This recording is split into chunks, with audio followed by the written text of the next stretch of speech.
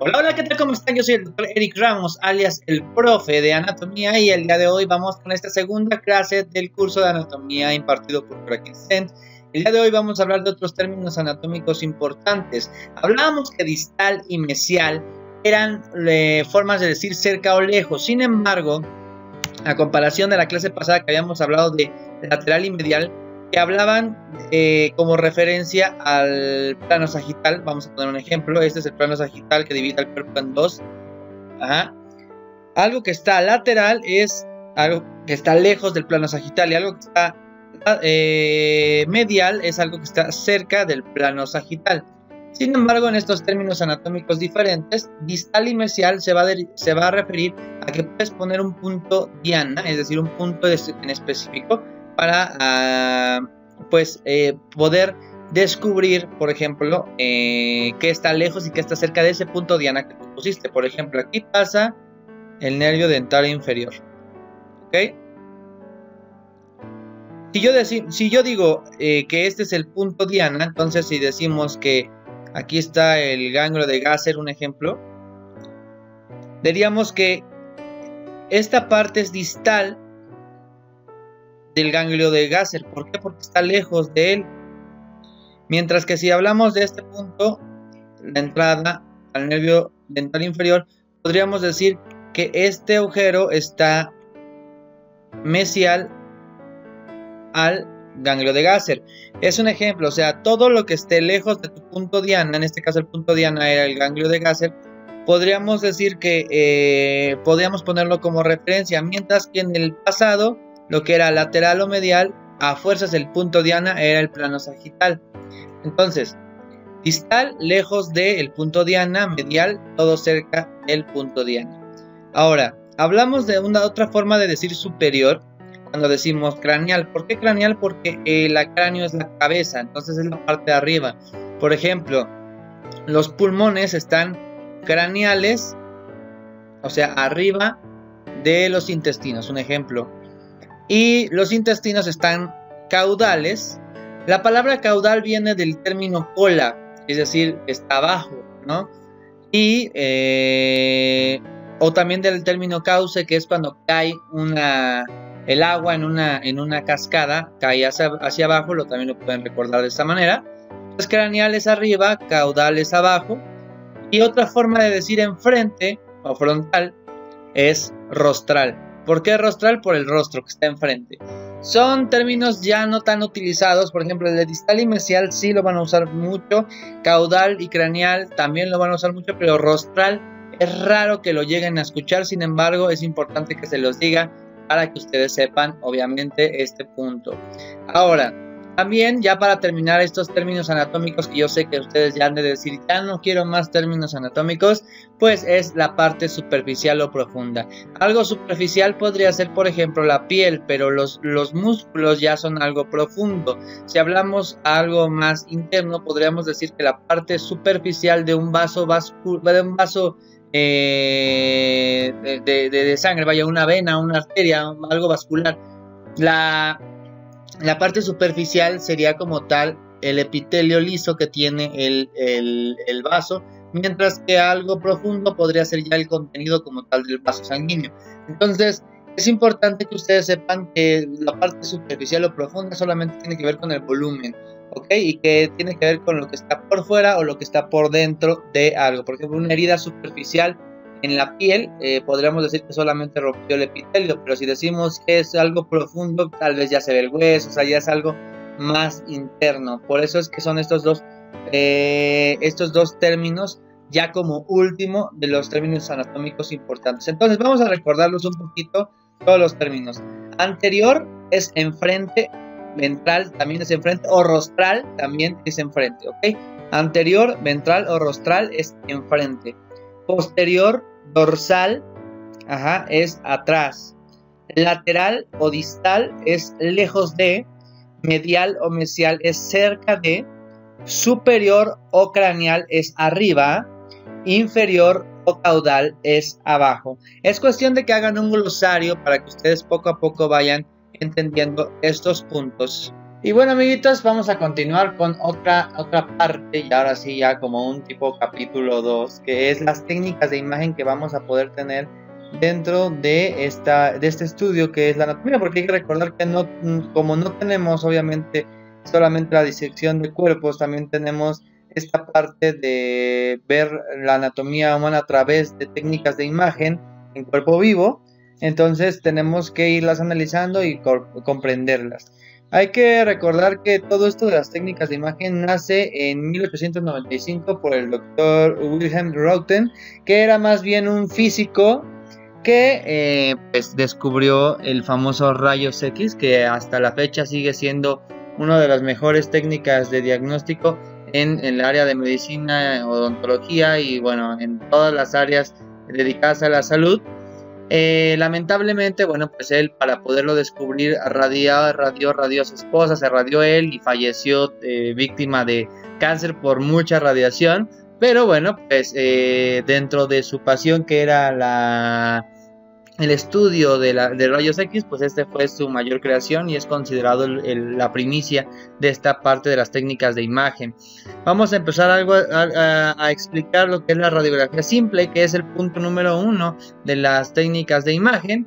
Y bueno, pues básicamente el rayos X funciona de la siguiente manera. Nosotros tenemos un aparato, en cualquiera de los aparatos va a funcionar de la misma manera, en el cual vamos a tener cátodos y ánodos que van a básicamente entender que es una radiación electromagnética la que se va a generar en el cátodo a toda velocidad, y después vamos a chocar contra el ánodo, y al momento de chocar estos dos van a desacelerar obviamente la energía y van a producir un tipo de rayo llamado rayos X. Este rayos X va a tener la capacidad de pues atravesar cuerpos y obviamente plasmar la imagen en una fotografía básicamente.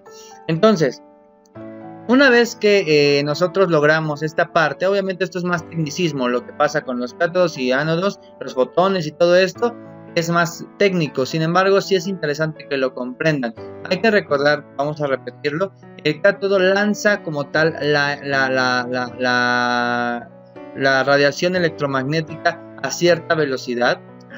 Esta velocidad choca con el ánodo y al momento de chocar se desacelera. Este cambio de electrones manda como tal una ionización que bueno, va a ser la radiación de rayos X, y al momento de bajar atraviesa esta parte lo que son los tejidos. Ahora, cada tejido tiene una diferente densidad que detiene o permite la saturación de rayos X. Por ejemplo, lo que es el aire detiene muy poco los rayos X, por lo tanto se satura y se ve de color negro. Nosotros también lo podemos llamar esto radiolúcido. Si se dan cuenta, estos pulmones, esta parte es puro aire, por lo tanto se ve más oscuro.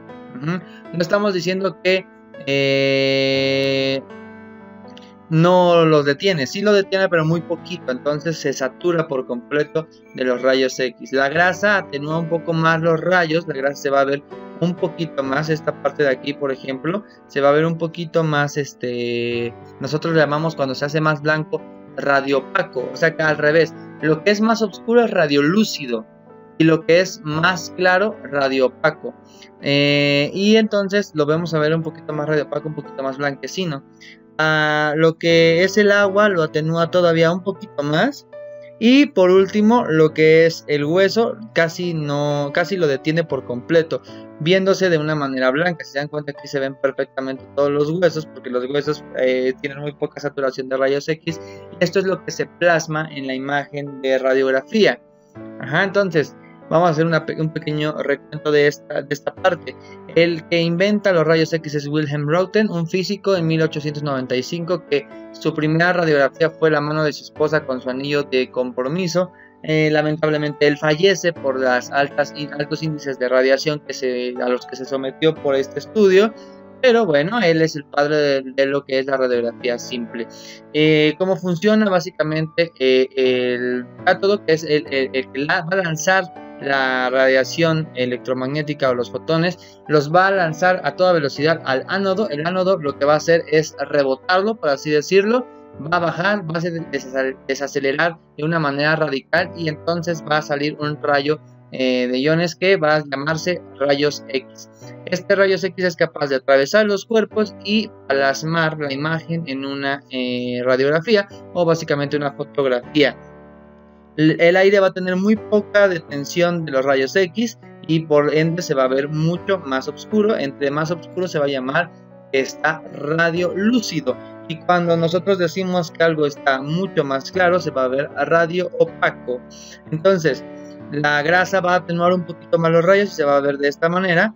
El agua se va a ver todavía más clara que la grasa, y obviamente los huesos casi lo van a atenuar por completo, haciendo que se vea mucho más radio opaca una imagen.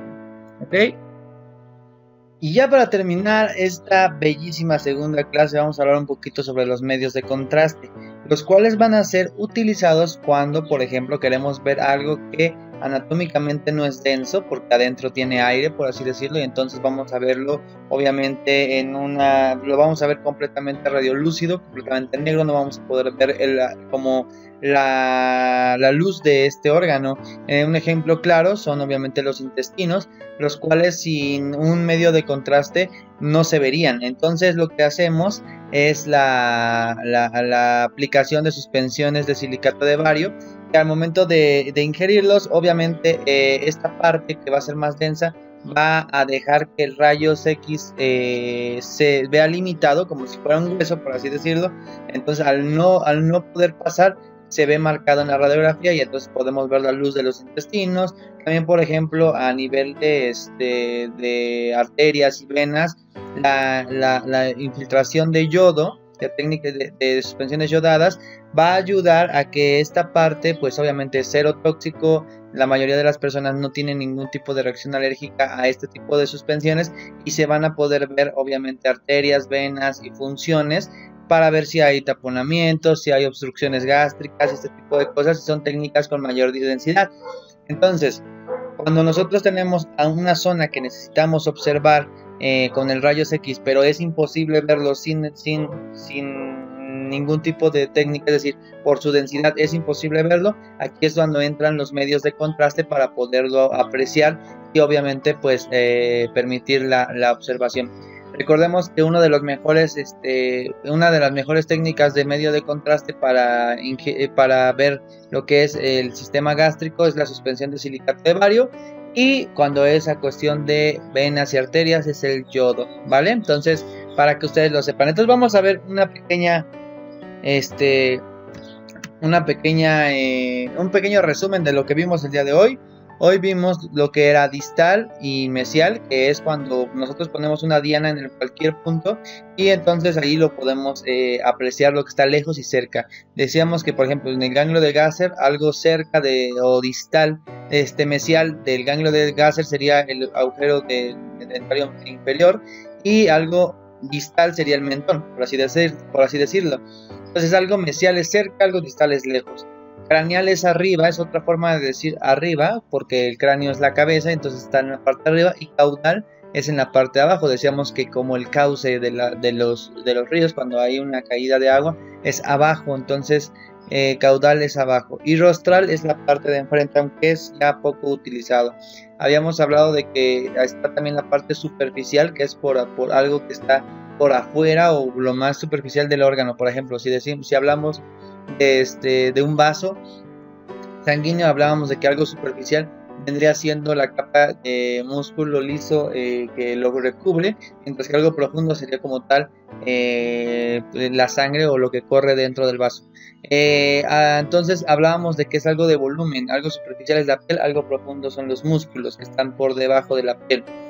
Hablábamos de que las técnicas de imagen, la primera y la más utilizada de la que hablamos el día de hoy es el rayos X, que fue inventado por Wilhelm Röntgen, el cual se radió la mano para poderlo ver, inventar en 1895. Básicamente es un tipo de radiación electromagnética en la cual toda la radiación permite obviamente ver las densidades de los tejidos. Por ejemplo, si pasa por aire es muy poco denso y por lo tanto no detiene los rayos X y se ven como de una manera oscura, que nosotros lo vamos a llamar radiolúcido. Si la grasa es un poquito más densa, entonces atenúa un poco más los rayos, se va a alcanzar a ver ligeramente radiopaco, como en esta zona. El agua va a ser todavía un poquito más densa, y esta nos va a permitir obviamente visualizarlo de una mejor manera. Y hasta el último los huesos los atenúa casi por completo y se ven de esta manera radiolúcida. Hay que recordar que el término radiolúcido es que radiopaco, perdón, se van a ver los huesos, se van a ver como radiopacos. Entre más blanco se vea es radiopaco, y entre más oscuro se vea es radiolúcido, ¿vale? Hablábamos de que cuando algo es imposible verlo con rayos X únicamente porque su densidad es muy baja, usamos medios de contraste, los cuales nos ayudan a permitir que no pase por completo el rayo y se pueda apreciar la luz de estos sistemas. Por ejemplo, en el sistema gástrico nosotros aplicamos suspensión de silicato de bario para poder ver obviamente la densidad para que choque el rayos X con la densidad del silicato, y entonces nos permita ver la luz del intestino. Cuando hablamos de las venas y arterias, nosotros podemos hacer aplicaciones de suspensiones yodadas, y esta nos permite al momento de poner los rayos X ver perfectamente un contraste y poder ver la luz de estas venas y arterias. Y son técnicas que gracias a su densidad permiten que el rayos X nos ayude todavía más al diagnóstico de diferentes enfermedades, como por ejemplo obstrucciones en el intestino, y eso lo podríamos ver porque no nos permite pasar la suspensión de silicato de bario, y entonces lo podemos apreciar en el rayos X. Esta fue la clase 2, espero que les haya gustado. Recuerda que si te quieres convertir en un alumno de la escuela Cura Kids Zen, lo único que tienes que hacer es mandar tu WhatsApp, tu nombre y tu edad al correo doc.ericramos@icloud.com y darle like a nuestra página de Cura Kids Zen. Eso sería todo el día de hoy. Espero que les haya gustado la segunda clase y bueno, pues nos vemos en el próximo video. Muchas gracias y hasta la próxima.